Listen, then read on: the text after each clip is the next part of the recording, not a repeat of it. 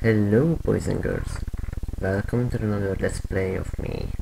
I'm Mr. Norbert 1994 as you always know, and here is Milton Brady presents Abadox 1989 Natsumi, or Natsume, whatever you would like to call it. It's space shooter. Yeah, space shooter. I don't much play those nowadays, especially not this one. Why? Because this game is... it has some sort of degree of challenge of hard, and I am like using a few save states here and there, but that's just me. If you don't want to watch a video where people cheat, then please just stop watching this video right now, because I am not want to make this video like 3-4 hours long, because I suck a major shit at the game, like I usually do when it comes to space shooters. And you might ask of why am I directly playing the US version? Because that's the most common one I can know, and oh yeah, I just screwed up already. Okay, because I need that speed booster power up thingy desperately. Okay, so Abadox, what can I really say about this game? It's a space shooter which is very similar to Konami's Life Force Gradius series a little bit, which kind of makes sense that actually Natsumi, if you all know that story, it's formed from Konami back in 1988, and one of their first games or maybe the first game in general, was a very bizarre text adventure for the Famicom called Touhouken Bonroku, which is highly regarded as one of the most scariest Famicom games ever made, but I doubt that fact, it is actually true. But speaking of this one, this game is very fun, and it was released in Japan, I think, in the same year, and it has a few minor differences between the US version, but they are not really significant or really mattering changes. At least in gameplay wise, there is nothing what really changes, nothing changed from what I can tell and see. And yeah, this game again never released in Europe, and I don't know what was the reason behind it, because I cannot see a reason why this was not released in Europe. So, but good news, if you want to play this game on a Pod NES, then you are in luck. It works totally normally, so one just dump it and it, but does it really matter anyway? So here's the first boss, this disgusting eye-popping thing. It is really similar, very easy boss to dispatch, just shoot his eyes. Yes, I'm using turbo controller because what right mind would, hardcore masochistic gamer would not use a turbo controller, especially in a shooter game? Yes, because this game then now let's mention its first flaw. You have to tap the freaking B button all the time to shoot your weapon, which sucks, because in Life Force you didn't need to do this kind of thing. Yes, my English is a bit interesting as usual, but I like to say because it's night time and I just really wanted to make a video, that's all. Okay, let's save our progress. I'm Oh, see? See, I told you, this is the reason why I use it, because this game falls into the category of once you die, you lose all your power-ups, and you don't want to let that happen. Or else I just advise visit the game and start from the very beginning, and that could lead to a really frustrating experience later on, because the later stages, especially 4, stage 4 and 5, are just, I think, impossible without these power-ups, so it's essential to beat the game, at least from my experience. But stage 6 is actually a little bit easier once you know where the enemies spawn and how to deal with them. These Hands of Death or Doom. I have actually a complete in-box copy of this game. It is not really rare, but not the most common thing out there, unfortunately. It's a bit pricey, but it's way cheaper than the Japanese copy, which is like, I don't know, maybe it's like 70 or maybe $90 plus, let's say 100. So it's not a cheap thing.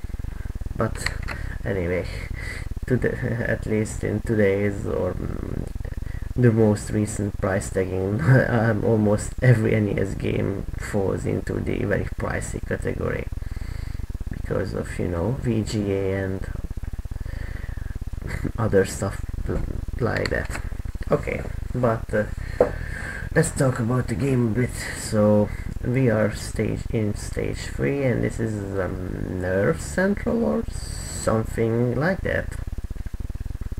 I don't really know. It's basically, the story of the game is that your home planet, Abadox, has been swallowed by some sort of alien creature known as parasitis or something, and you're the lucky survivor, and some sort of princess is kidnapped or trapped inside the remains of the planet, and you have to save him. Yeah, it's your typical story of princess get kidnapped, so don't expect some sort of extreme high quality storyline from a shooter game. And besides, do you really need one? Spaceship goes boom, that's all you need to know.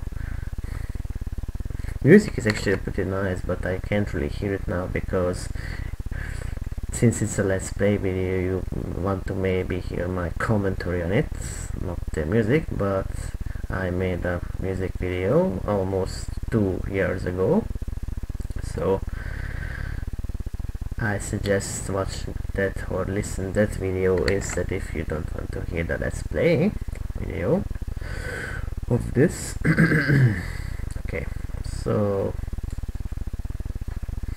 yeah, I wouldn't say that this is one of my most favorite games on the NES or my favorite shooters, but but I can't really help but say it's a pretty well done game. Overall, the design, the stage layout and all that is just pretty goddamn eye candy for me to look at it. It has this sort of gory vibe, and I actually wonder that at least thinking about how strict the Nintendo of America censorships back in the day was, that how did they get past on this? You are inside of a monster and you are shooting its guts, and it's inside things, so it's kind of crazy to think about it. But then again, Nintendo also licensed a lot of crappy things like Home Alone 2 or I don't know, a lot of bad games to be general, but this is not a bad game. So I'm shooting this stuff crazy, and it is really I just don't get why this was never made into European release and all that, and there is actually okay. Oh, I know what I can say about more of this game. That this is one of the very few NES games that has a sort of copy protection routine, which was never been debugged yet. What I really mean about is that oh god, I just screw there. So in almost 99% of the NES games you can use a Game Genie device. Well, this one doesn't let you do that. If you use a Game Genie ROM or a real Game Genie with the cartridge, the game will never going to load up. I'm that serious about this. I've tried it on real console. There are no Game Genie codes for this exist. You can only do ROM hacking if you want, but then again, why would you do when there is actually an invincibility cheat code which you can input at the copyright title screen, at least in the US version, which really is the cheat you want if you want to beat the game without much of a trouble, or use save states like I do. But this doesn't mean that when the reason why I use save state because I can beat the game fairly. I can beat fairly, but it would take a little bit longer than it would necessary to make a normally length video. That's my only sort of excuse or alibi. Blah. My pronunciation is just beautiful, isn't it? Okay, so now we are at this fish monster thingy, or you know what, just for this the sake of making the video a little bit longer,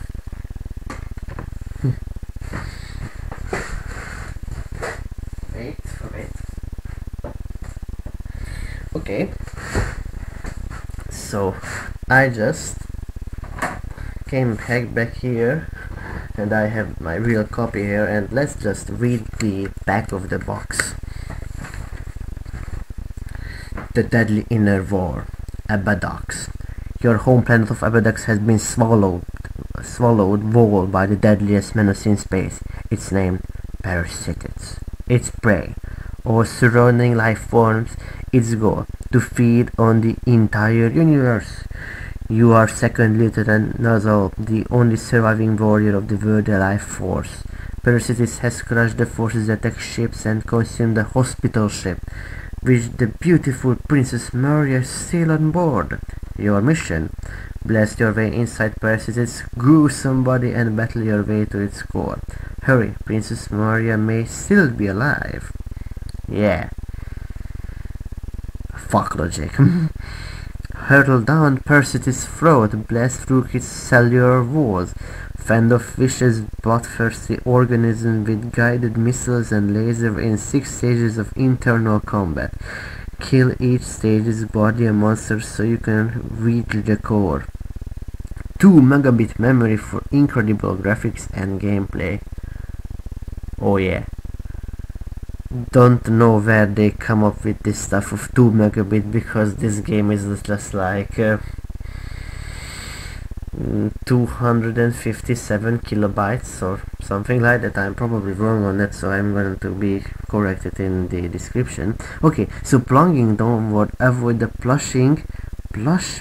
pulsating horns of the dreaded Cilia monster. Oh, so apparently this thing has a name, Cilia monster. Fire the powerful Parador gun to blast attacking predators, whatever. Battle Deathface's floating eyeballs that fall. Oh my Jesus Christ, that's This game just has this kind of this setup for a B movie. Yes, we are at 15 minutes right now at the video, but the manual is actually pretty damn colorful. It even has a scoring sheet to keep track your scores.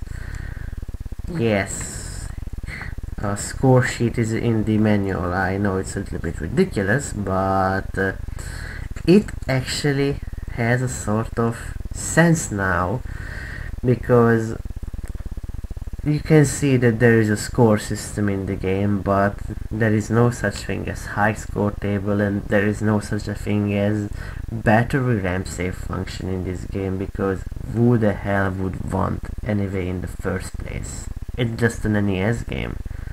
Or it would be a good idea to store high scores, and maybe it's a bit of a programming practice for some programmers, but does it really worth the trouble of doing all the extra work? So that's probably why most of these NES games never had an SRAM battery function. At least it's my theory. But enough talking about bullshit. Let's kill this monster contraption, whatever it is. Well, at least they had a pretty damn good graphic artist, that's for sure.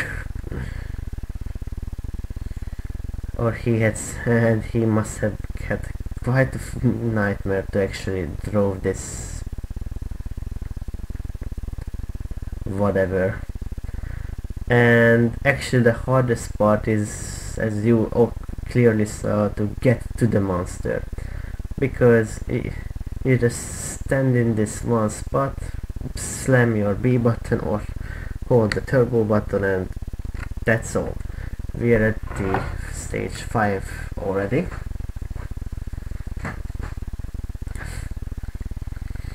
So yeah, but the game is beautiful and nice and hard as hell. It's actually a pretty damn short one, so it's kind of like a working factor. Let the game be as short as possible, yet as annoying as possible. Common NES theme. I mean, even Life Force had like 6 stages total. This game also has 6 stages, so it's no coincidence that this game was directly inspired from Life Force. But I don't know. The only thing which kind of sucks about this game, that this game is absolutely lacks 2-player co-op function, which is a bad thing for people who like co-op action, and that's where Life Force gets the positive factor. But it's an alright game on its own, alright.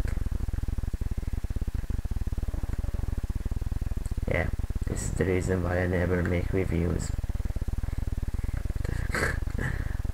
Script writing is a thing that I should learn. And I mean really learn from the get-go. But you know, laziness. That goddamn laziness.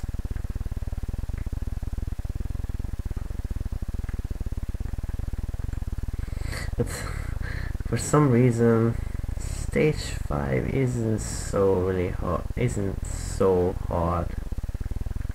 At least now I am playing it. Well, my favorite music is actually from stage 3. It has this nice echo effect there. Oh my god, that wasn't the emulator's lagginess. I'm pretty sure it was the game's lagginess. So, and see, that boss was also pretty pathetic. And oh no, comes the shit barrel. This stage is very difficult because it has one type of specific enemy which is almost impossible to... Yes, the green falcon, or whatever I can say. If you shoot it just by an inch, let me show you. It will transform into these green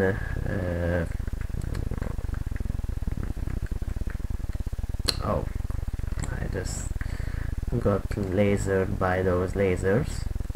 Fool's word.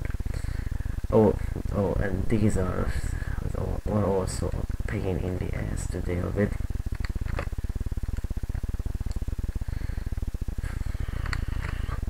So if you get touched by those, or if you shoot the green falcon, they will transform these into these green fireballs, which are a pain in the ass to deal with them.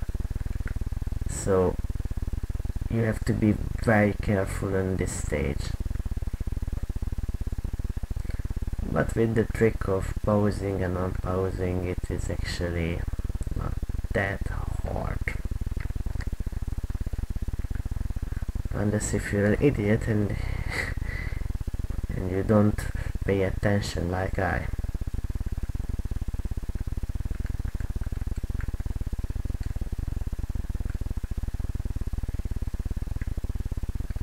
Okay. Let's kill this thing.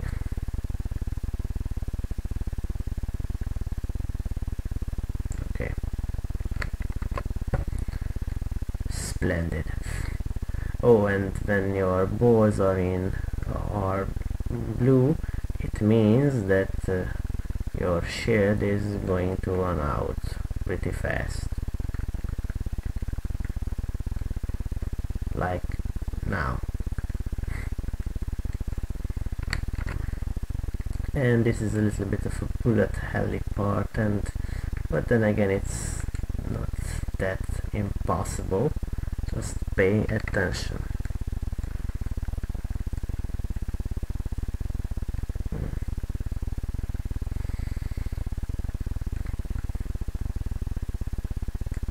Okay.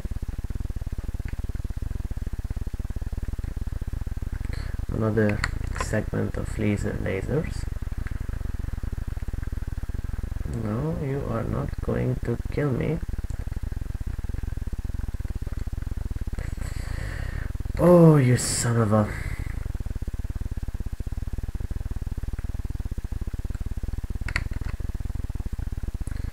Son of a, don't try to say nasty words. Oh. Well, I picked up this laser, but the laser and that the ring weapon is by far the best weapons of the game, and we just beat the game because now comes the last boss, and check this out. Okay. Oh, check this out, and I just died.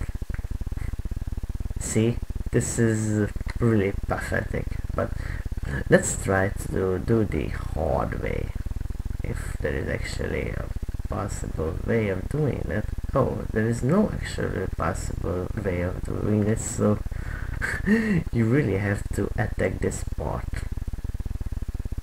that left green orb thing. And the biggest difference between the Japanese and US version that this Mario lady is completely nude in the US or the Japanese version.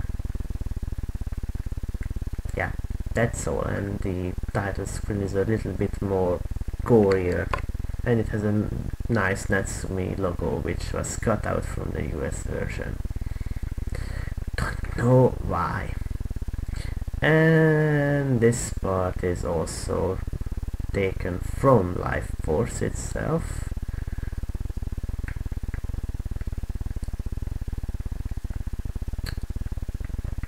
when you beat the final boss and you have this very fast last corridor segment thing, and you really have to be on your toes, because one simple bad move and you are toast, or maybe not, and that's it, really. We blew up Parasitis, and let's enjoy the ending to this game.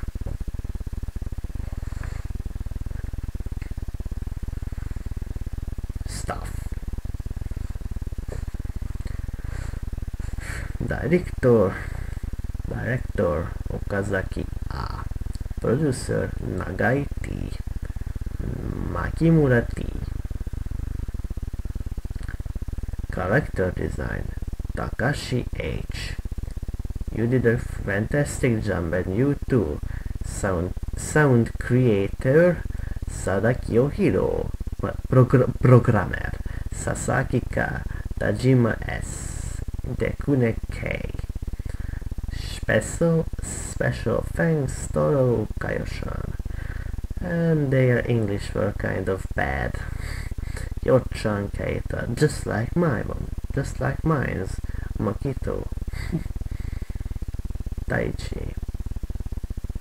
And actually, Fuyushan. If I play this game on Palm Emulation Godan, the staff part, Shaizio, is going to be glitched out a bit, but it's not really that noticeable if you are a idiot like me who notices simple things like these. Presented by Natsume. And that brings the end of this video. I hope you enjoyed it. I tried to be a little bit more entertaining than my last attempts. That's all what I can say. Play this game if you like shooters. It's really good. Good night, goodbye everybody.